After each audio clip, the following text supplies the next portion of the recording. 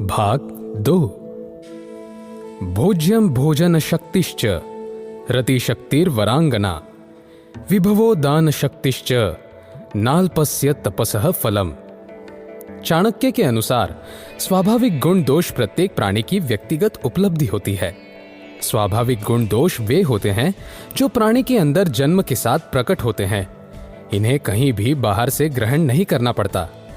इसी संदर्भ में उन्होंने असत्य संभाषण, निडरता, छल कपटता, मूर्खता, लालच, अपवित्रता और निर्दयता को स्त्रियों के स्वाभाविक दोषों में सम्मिलित किया है। लेकिन साथ ही वो यह भी कहते हैं कि प्रत्येक स्त्री में उपर्युक्त दोषों का होना आवश्यक नहीं है।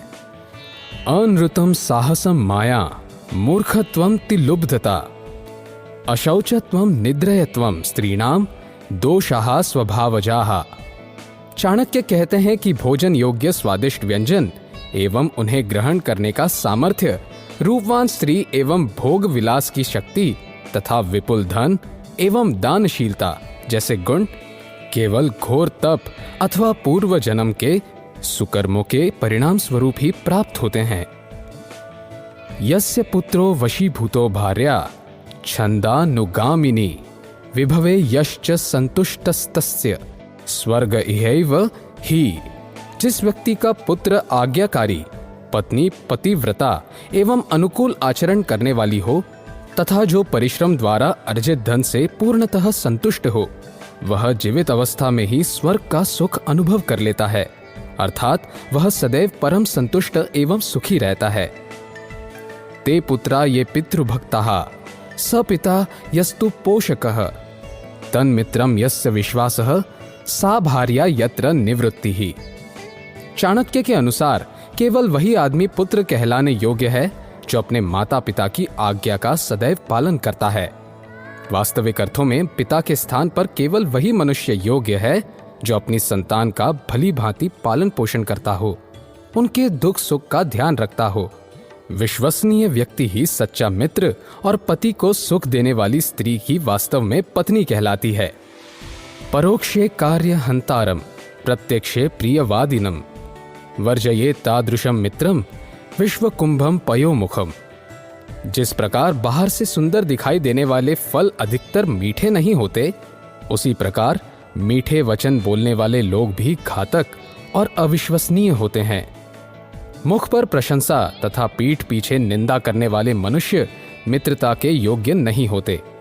ऐसे मनुष्य विष मिले दूध के समान होते हैं। इसलिए ऐसे लोगों से सदैव सतर्क रहें और अति शीघ्र उनका त्याग कर दें। न विश्वसेत कुमित्रे च मित्रे चापि न विश्वसेत कदाचित कुपितम मित्रम सर्वम गृह्यम प्रकाशयेत। यद्यपि चाणक्य के अनुसार निकृष्ट मित्र पर कभी विश्वास नहीं करना चाहिए, तथापि उन्होंने अच्छे और हितैषी मित्र से भी सावधान रहने का परामर्श दिया है। इस कथन के संदर्भ में वे कहते हैं कि यदि किसी कारणवश हितैषी मित्र शत्रु बन जाए तो वह सभी गोपनीय बातों को जानने के कारण मनुष्य का अहित कर सकता है। मनसा चिंतितम कार्यम वाचा नैव प्रकाशयेत मंत्रेण रक्षयेत गूढ़म कार्य चापि नियोजयेत। किसी अभिष्ट कार्य पर चिंतन मनन करते समय या उसे कार्यान्वित करने से पूर्व वाणी द्वारा उसे प्रकट कर देने से कार्य के पूर्ण होने में संदेह उत्पन्न हो जाता है। इसलिए ध्यान रखें कि जब तक कार्य योजना पूरी तरह से सफल न हो जाए तब तक उसका उल्लेख किसी से न करें। कष्टम च खलु मूर्खत्वम कष्टम च खलु यौवनम कष्टात् कष्टतरम चैव परगेह निवासनम। यद्यपि अज्ञान कष्टप्रदायक होता है तथा इसके कारण मनुष्य उपहास का पात्र बन जाता है। यौवन भी असीमित कष्ट प्रदान करने वाला है, लेकिन चाणक्य की दृष्टि में किसी दूसरे पर आश्रित होकर जीना सबसे अधिक कष्टदायक होता है। ऐसा व्यक्ति पशुतुल्य हो जाता है। उसे दूसरे व्यक्ति के अनुसार समस्त कर्म करने पड़ते हैं। अतः उचित यही है कि मनुष्य सबल होकर जीवन व्यतीत करें। शैले शैले न माणिक्यम मौक्तिकम न गजे गजे साधवो न ही सर्वत्र चंदनम न वने वने। यह आवश्यक नहीं है कि प्रत्येक पर्वत हीरो जवाहरात से युक्त हो, समस्त हाथियों के मस्तक पर मुक्तामणि सुशोभित हो, प्रत्येक स्थान पर सज्जन मनुष्य का वास हो तथा प्रत्येक वन में चंदन वृक्ष हो। अर्थात संसार में भिन्न भिन्न प्रवृत्तियों के अनेक मनुष्य वास करते हैं। ऐसी स्थिति में हमें केवल सज्जन और श्रेष्ठ मनुष्य से ही संपर्क बढ़ाने चाहिए। इससे अभिष्ट कार्य अवश्य संपन्न होगा। पुत्राश्च विविधैः शीलैर्नियोज्याम सततम बुधैः नीतिज्ञाम शील संपन्ना भवन्ति कुल पूजिताः। चूंकि ज्ञानी मनुष्य ज्ञान के माध्यम से संसार के अज्ञान रूपी अंधकार का नाश कर देते हैं, इसलिए ज्ञानी व्यक्ति को अपनी संतानों को भी चरित्र निर्माण के कार्यों में लगाना चाहिए। उनके गुणों में अभिवृद्धि करने के लिए उनकी उचित शिक्षा दीक्षा की व्यवस्था करनी चाहिए। इससे उनके अंदर के ज्ञान युक्त गुण संसार में पूजनीय और आदरणीय हो जाते हैं। इस श्लोक के माध्यम से चाणक्य गुणी व्यक्ति की प्रशंसा करते हुए कहते हैं कि जिस प्रकार किसी धार्मिक स्थल को देखकर हमारे मस्तक स्वतः ही श्रद्धा से झुक जाते हैं, उसी प्रकार गुणी व्यक्ति ज्ञान और आस्था के प्रतीक बनकर मनुष्य के हृदयों में स्थान प्राप्त करते हैं। माता शत्रुः पिता वैरी येन बालो न पठितः न शोभते सभा मधे हंस मधे बको यथा। चूंकि मूर्ख और अज्ञानी मनुष्य उपहास का पात्र बनकर रह जाता है, ज्ञानवान मनुष्यों में उनकी स्थिति हंसों के बीच कौवे जैसी होती है। वह न तो अपने विचार प्रकट करने में सक्षम होते हैं और न ही दूसरों के ज्ञान युक्त विचारों को स्वीकार करने योग्य। यही कारण है कि चाणक्य ने उन माता पिता को अपनी संतानों को घोर शत्रु कहा है, जो उन्हें अच्छी शिक्षा नहीं दिलवाते। लाल नाद बहवो दोषास्ताड़ नाद बहवो गुणाः तस्मात् पुत्रम च शिष्यम च ताड़येन्न तु लालयेत। चाणक्य के अनुसार अधिक लाड़ प्यार करने तथा बच्चों की उचित अनुचित अर्थात सभी इच्छाएं पूरी कर देने से उनमें अनेक अवगुण उत्पन्न हो जाते हैं।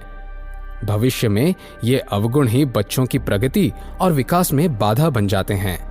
अतः लाड़ प्यार के साथ प्रताड़ना भी परम आवश्यक है। एक कुम्हार चाक पर घुमाते मिट्टी के लौंधे को कभी प्यार से थपथपाकर, कभी सहलाकर तो कभी पीट कर उसे एक सुंदर बर्तन का आकार दे देता है। बाद में वही बर्तन अपनी सुंदरता से लोगों को आकर्षित करता है। माता पिता को कुम्हार की भांति मिट्टी रूपी संतान का पालन पोषण करना चाहिए। श्लोकेन वा तदर्धेन पादने काक्षरेण वा अबंधयम दिवसम कुर्याद दानाध्यय न कर्मभिः। जीवन का एक एक क्षण, प्रहर, दिवस अत्यंत महत्वपूर्ण है, इसलिए मनुष्य को इसका सार्थकता से प्रयोग करना चाहिए। इसके लिए आवश्यक है कि मनुष्य प्रतिदिन एक वेद मंत्र, आधा श्लोक, श्लोकांश अथवा एक अक्षर का स्वाध्याय करे। यदि ऐसा करने में कोई बाधा हो तो दान करे। यदि मनुष्य के लिए दान करना भी संभव ना हो तो उसे परोपकार अथवा अन्य शुभ कर्म करके दिन व्यतीत करना चाहिए। जो मनुष्य इसका अनुसरण नहीं करते, उनके जीवन का प्रत्येक क्षण व्यर्थ जाता है। कांता वियोगः स्वजनापमानः ऋणस्य शेषम कूनरूपस्य सेवा दरिद्र भावो विषमा सभा च विनाग्निमेते प्रदहन्ति कायम। मनुष्य के जीवन में कुछ ऐसे दुख होते हैं जिन्हें भुलाना असंभव होता है। पत्नी वियोग, स्वजन द्वारा किया गया अपमान, ऋण, दुष्ट स्वामी की चाकरी तथा मूर्खों से युक्त स्थान में दरिद्रता युक्त जीवन यापन करना, ये कष्ट मनुष्य के शरीर को अस्वस्थ कर उसे मृत्यु की ओर धकेलते हैं। नदी तीरे च ये वृक्षाः परगेहेषु कामिनी मंत्री हीनाश्च राजानः शीघ्रम नश्यन्त्य संशयम। चाणक्य कहते हैं कि जिस प्रकार तीव्र वेग से बहने वाली नदी के किनारे स्थित वृक्ष शीघ्र ही नष्ट हो जाते हैं, उसी प्रकार दूसरे के साथ रहने वाली स्त्री तथा सुयोग्य मंत्री से हीन राजा का अतिशीघ्र नाश हो जाता है। बलम विद्या च विप्राणाम राज्ञाम सैन्यम बलम तथा वित्तम च वैश्यानाम शूद्राणाम परिचार्यका। चाणक्य के अनुसार जिस प्रकार ब्राह्मण विद्या शक्ति से, राजा सैन्य शक्ति से, वैश्य धन शक्ति से तथा शूद्र सेवा कार्य से अपने अस्तित्व को प्रकट करता है, उसी प्रकार संसार में प्रत्येक मनुष्य का किसी न किसी शक्ति के कारण ही अस्तित्व होता है। इस शक्ति के अभाव में वह पूर्णतः महत्वहीन हो जाता है। निर्धनम पुरुषम वैश्या प्रजा भग्नम नृपत्यजेत खगावीत फलम वृक्षम भुक्तवा चाभाग्यता गृहम। अतिथि के विषय में चाणक्य अपने विचार व्यक्त करते हुए कहते हैं कि अतिथि का महत्व एक क्षणिक विराम में ही निहित है। निसंकोच या निर्लज्ज होकर एक ही स्थान पर निवास करते रहना अतिथि के लिए अशोभनीय है। इसलिए जिस प्रकार वेश्या निर्धन पुरुष को, प्रजा पराजित हुए राजा को तथा पक्षी सूखे वृक्ष को छोड़ देते हैं, उसी प्रकार भोजन के उपरांत अतिथि को भी साधुवाद करके वहां से अतिशीघ्र चले जाना चाहिए। गृहीत्वा दक्षिणाम विप्रास्त्यजन्ति यजमानकम प्राप्त विद्या गुरुम शिष्या दग्धारण्यम मृगास्तथा। चाणक्य कहते हैं कि जिस प्रकार दक्षिणा प्राप्त करके ब्राह्मण आगे बढ़ जाता है, विद्यार्जन के बाद गुरु से विदाई लेकर शिष्य अपना मार्ग पकड़ लेता है तथा वन के जल जाने के बाद पशु पक्षी जीव जंतु आदि उसे त्याग देते हैं, उसी प्रकार मनुष्य को उद्देश्य की प्राप्ति हेतु लिया गया आश्रय उद्देश्य के पूर्ण हो जाने के बाद अतिशीघ्र छोड़कर चले जाना चाहिए। उसका यह कार्य बुद्धिमत्ता का परिचायक होगा। दुराचारी च दूरदृष्टिर्दुराहवासी च दुर्जनः यन्मैत्री क्रियते पुंभिर्नरः शीघ्रं विनश्यति। दुराचारी, पापी, दुर्जन तथा दुष्ट स्वभाव वाले व्यक्ति की संगत से बुद्धिमान एवं विवेक युक्त मनुष्य भी कुछ समय उपरांत नष्ट हो जाते हैं। इसलिए ऐसे मनुष्य की मित्रता से बचना चाहिए। चाणक्य की दृष्टि में ऐसे मनुष्य के साथ मित्रता करने से केवल बुद्धिमान एवं योग्य मनुष्य को ही हानि उठानी पड़ती है।